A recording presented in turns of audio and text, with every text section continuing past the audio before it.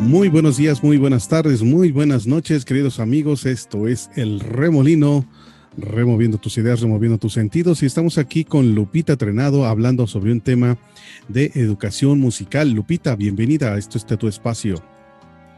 ¿Qué tal, maestro? Muy buenos días. Muy buenos días a toda la gente que nos está viendo y un abrazo a toda la familia del Remolino. Así es, aquí estamos presentes para compartir con todos ustedes esto que son a veces anécdotas, esto que son vivencias, historias, cuentos, leyendas, mitos, pero también cosas que tienen que ver con nuestro desarrollo profesional, con nuestro desarrollo humano. Y en esta ocasión vamos a hablar de un tema muy especial, muy específico, una experiencia que está teniendo Lupita Trenado y que yo también puedo compartir algunos puntos con ustedes. Eso es la educación musical, pero ahora dirigida para personas con alguna que le llaman capacidad diferente, es decir, la ausencia de la vista, el problema de la audición, problema de alguna otra índole, que bueno, en este momento nos vamos a centrar en una sola, en una particular, que es precisamente la pérdida de la vista.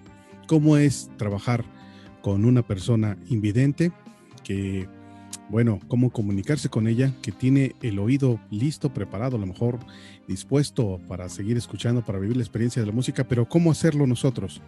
Bueno, pues aquí la experiencia que va a compartir Lupita Trenado. Platícanos, Lupita, pones en contexto. Bueno, trabajar con las personas invidentes, que la mayoría me han tocado niños, ha sido muy... al principio me asustaba porque pensaba que no nos íbamos a entender, pero no son personas, o sea, no las hace diferentes del todo, son humanos, sienten también, y creo que eso fue una de las cosas que logré dirigir mi atención al sentido, y fue así como empezamos a trabajar, como dando ejemplos que ellos pudieran tocar, sentir, y muchas veces cuando yo hacía o hago mi material para ellos, a veces me funciona mucho cerrar los ojos, es imaginar y sentir qué es lo que yo puedo hacer cerrando los ojos para poder entender ciertos temas, ¿no? Entonces, es así como he logrado entenderme con ellos, y hemos tenido una buena comunicación de maestra a alumno, y han avanzado muy rápido. Por ejemplo, en la guitarra he tenido personas que se aprenden los círculos muy rápido, ¿no? Y más rápido que una persona que tiene vista, ¿no? Y dices, wow, ¿no? O sea, son muy listos, muy, muy rápidos, muy interesados en esto de aprender de la música. Bien, yo creo que también es importante comentar que las personas que tienen debilidad visual o que tienen ya la incapacidad visual, no tienen el gran distractor que es el teléfono, ¿no? Entonces, ellos lo utilizan sí con algunas herramientas, algunas aplicaciones que les van, digamos, de manera explicando el teléfono, pero vamos, no es un disfrute igual que escucharlo que estarlo viendo. Entonces, el tiempo que le dedican al estudio es mucho mayor que el tiempo que le dedican las personas que tenemos la capacidad de ver y que nos distraemos muy fácil con estos medios de pantalla táctil. Creo que es una diferencia importante. No tanto la diferencia visual, sino la diferencia de lo que a través de ese medio nos distraen algunas otras cosas. En mi experiencia personal, por ejemplo, trabajar con gente que tuvo o que tiene debilidad visual o que de plano no tienen invidencia, es que exactamente coincido contigo. Son personas comunes y corrientes, como todos los seres humanos, que piensan, que se molestan, que se entristecen, no están fuera de esta tierra, están viviendo una situación muy particular, algunos en el proceso de aceptar pues la pérdida de la vista, algunos ya la entienden perfectamente, y algunos otros que me tocó, por ejemplo, conocer en la escuela de ciegos aquí en Querétaro, fue precisamente que ellos ya desde que nacieron tenían la evidencia, entonces ellos no tenían ninguna situación, no les, digamos, preocupaba mucho el hecho de no ser visuales, porque bueno, para ellos nunca habían tenido la vista. ¿Qué problema podía ser? ¿Perdón? Ya era normal para ellos. Sí, es una situación, tenían 4 sentidos y a partir de ahí expresaban su su vida, ¿no? Expresaban su mundo. Entonces sí, esa es una parte importante. No olvidar que detrás de esa situación, que no olvidar que detrás de esa circunstancia hay un ser humano, hay una vida que respetar y una dignidad que hay que respetar y que podemos comunicarnos, en este caso con la música, decirles, bueno, como dices tú, cerrando los ojos y poniéndonos en su lugar, pero sin olvidar que son seres humanos que tienen deseos de expresar, deseos de decir, deseos de manifestar cosas, exacto, de aprender cosas, en este caso de nuestro trabajo que tiene que ver con la música. Así es. Así es. ¿Cómo preparas los materiales didácticos, por ejemplo? ¿O qué tipo de materiales didácticos puedes hacerles? Normalmente hago los dibujos de los círculos de la guitarra para que la gente visualmente lo entienda, ¿no? Ajá. Pero en este caso lo que hago es hacer lo mismo, el dibujo, y lo que hice fue buscar la estrategia de usar el estambre, iba a decir hilo, estambre, y ponerlo, ¿no? O sea, en el dibujo, colocarlo con resistol, y entonces enseñarle al niño cuáles son los trastes, las cuerdas, y que él vaya sintiendo, ¿no? Y lo relaciona a su guitarra. Entonces, he colocado, por ejemplo, bolitas de papel cuando tiene que ir el dedo en tal traste, en tal cuerda, y entonces es así como ellos se ubican bajo, pues, mi dirección, ¿no? Que ya es en clase.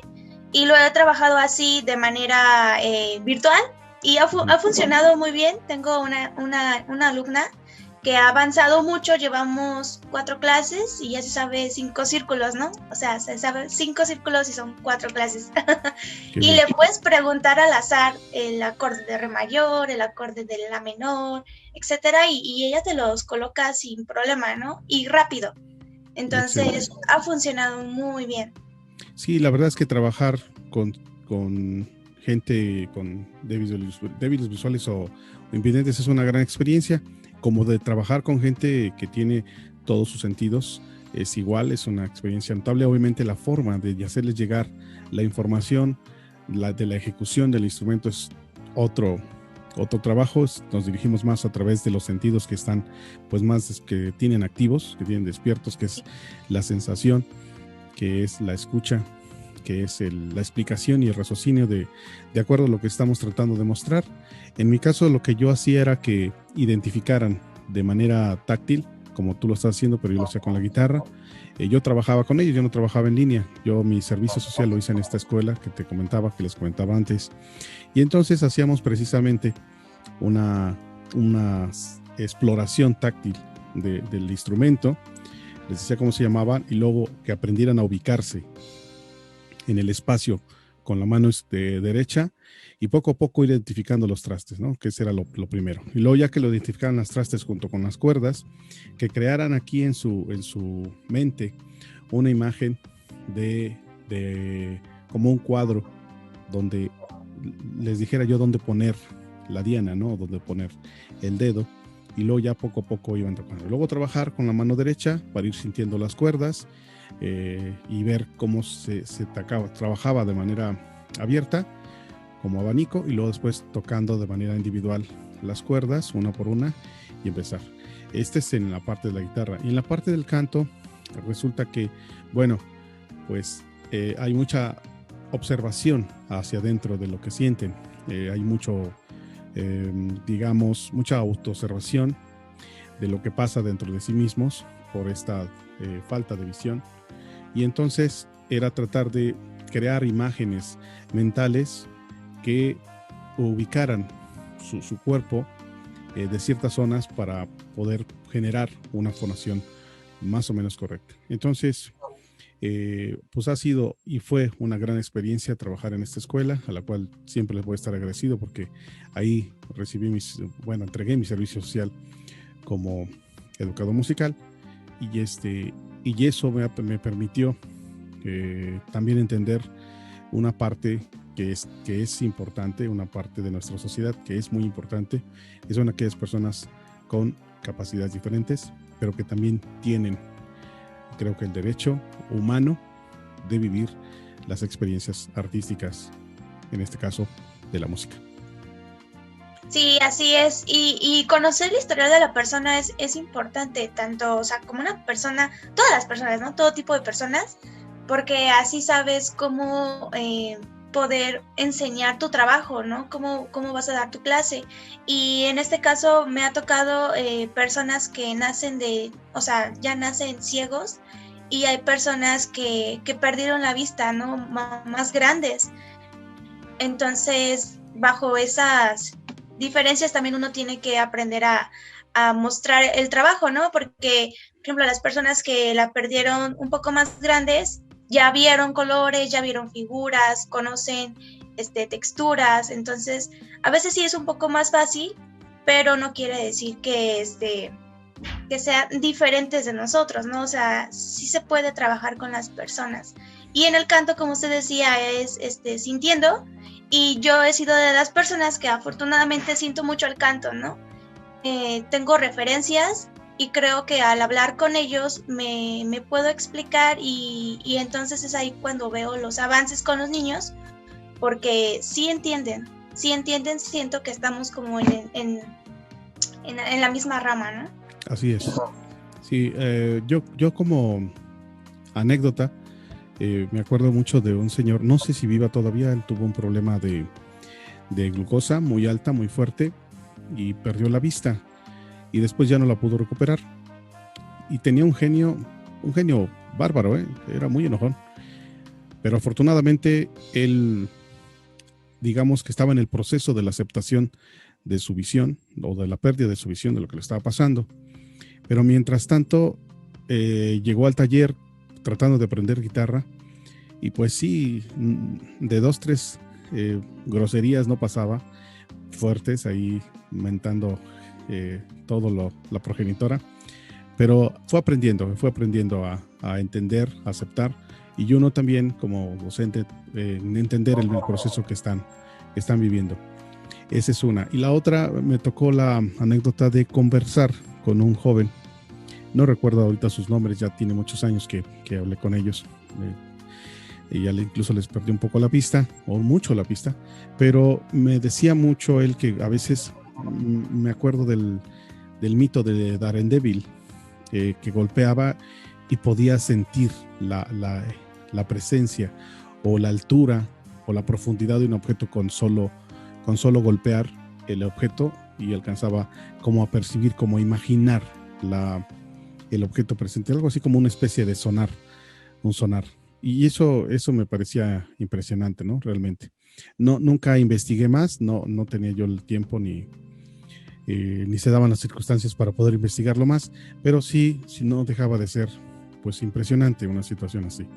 Pero son cosas muy interesantes, siempre es importante, independientemente de los poderes sobrenaturales o la falta de visión en estos dos extremos, yo creo que es muy importante eso, no olvidar que son seres humanos que merecen todo nuestro respeto, pero también merecen vivir la experiencia, y que nosotros que tenemos esas habilidades, compartirlo con ellos es buscar y encontrar y desarrollar, inventar, crear formas alternativas, herramientas metodológicas, pues sí, materiales didácticos propios para ellos compartir y vivir la música. ¿Cómo ves, Lupita Trenado? Pues bien, sí, la verdad que sí, he tenido que ponerme bien creativa para poder explicarles, ¿no? Y una de las mamás me comentaba que su niña le decía, mamá, es que yo siento que Lupita ha convivido con mucha gente como yo, ¿no? Porque me entiendo muy bien con ella, dice, ella puede decir las palabras sin que yo me sienta hiriente o mal, o sea, no, ella sí pregunta cosas así como de, ¿sí recuerdas un color o sí recuerdas esto?